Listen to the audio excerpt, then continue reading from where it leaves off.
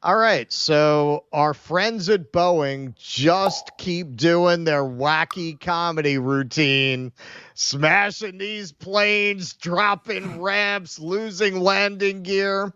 So you might have heard about this one. This is the latest. Boeing cargo plane forced to land at Istanbul without front landing gear.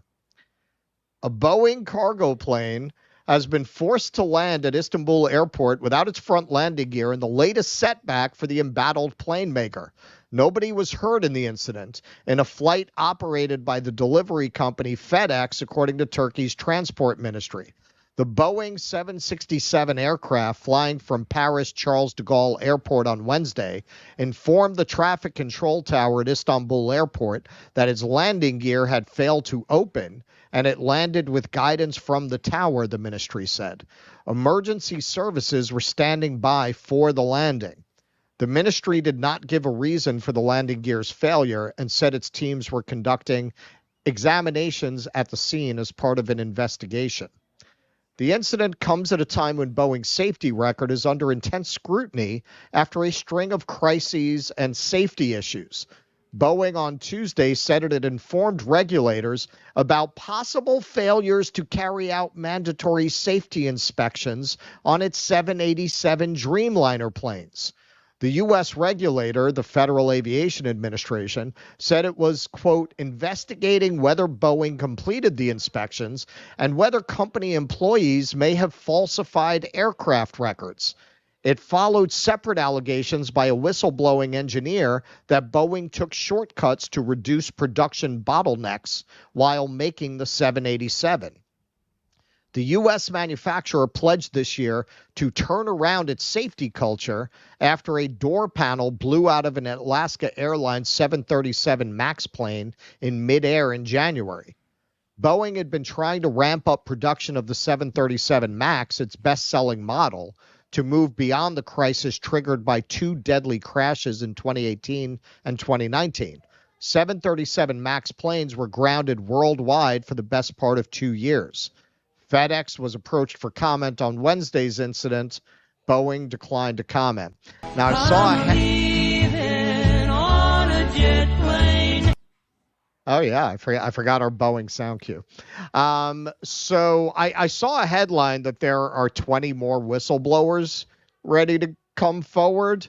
They better get some bodyguards. I hope these people have some money to hire some protection. Well, at the very least, they should fly JetBlue. At the very least, fly JetBlue. As I mentioned, and this is not financial advice, I opened a small position in JetBlue stock because I think more and more people are going to be looking for what airline can I book where I'm guaranteed not to be on a Boeing. But we do have dramatic footage of that landing, so let's take a look. Yep, so here is the footage of the landing, and just like we had to do with the robot dog, we had to substitute our theme music for their copyright-protected music. So this is now our trademark. If you go to our X, I got to use my preferred track, which is Yakety Sax. Right. But this is pretty good, too. This really, I think this makes a similar point.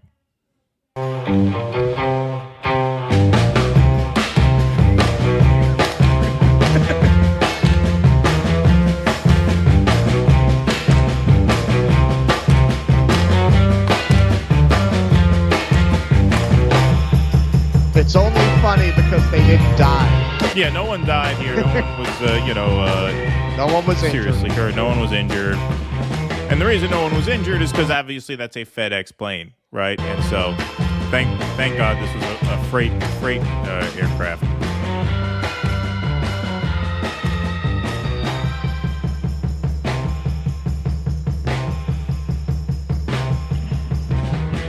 So you can imagine if this were not a freight aircraft, if this had people on board. If this were passengers, oh my God. Captain. All right, folks, put your tray tables up. We're going to try a new form of landing called crashing into the runway. This new landing technique we've been practicing, it's called crashing. Yes, and I just one man's crashing is another man's landing. Remember that. This is what we call stunt landing. Stunt landing. Business. It's like Sully Sullenberger, only without the water. We're doing it on Yes. pavements. We're gonna doing try it this on pavements. Fuck Sully. I lost a bet with him, and so I had to try and land on the runway with no wheels. And you see some people, because they're trying to push out again the anti-woke grifters. This is all DEI. That's why it only happens in America. No, it doesn't only happen in America. This was in Turkey. I believe that the plane that this sounds just horrifying. The plane that suddenly dropped 500 feet where people went to the ceiling. I believe that was going from Australia to New Zealand when that happened. There was definitely an incident of a Boeing going from Australia to New Zealand. So no, it's not only in the United States. It's not maintenance.